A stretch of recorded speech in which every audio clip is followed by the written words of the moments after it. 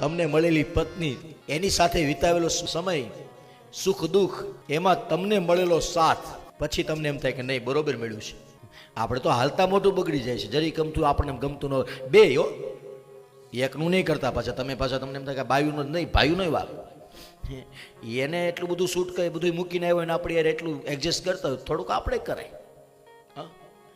અપલક્ષણો બધામાં નાના મોટા, નાની મોટી ભૂલો બાયુય કરે, આદમી કરે, સ્ત્રી કરે, પુરુષે કરે.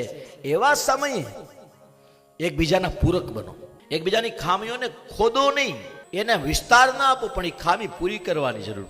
એ એવું શું કરીએ તો એની ખામી પૂરી થઈ જાય. પરાયણથી ક્યારેય કોઈ કાંઈ કરતું નથી, હંમેશા જે કાંઈ થાય છે એ પ્રેમથી થાય છે.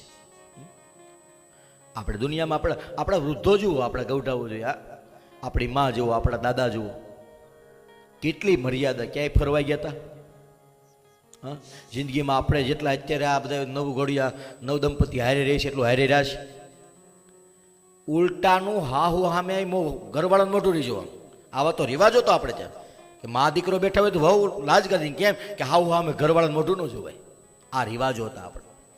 છતાં ત્રીજી ચોથી પેઢીએ ક્યાંય છૂટાછેડા નથી.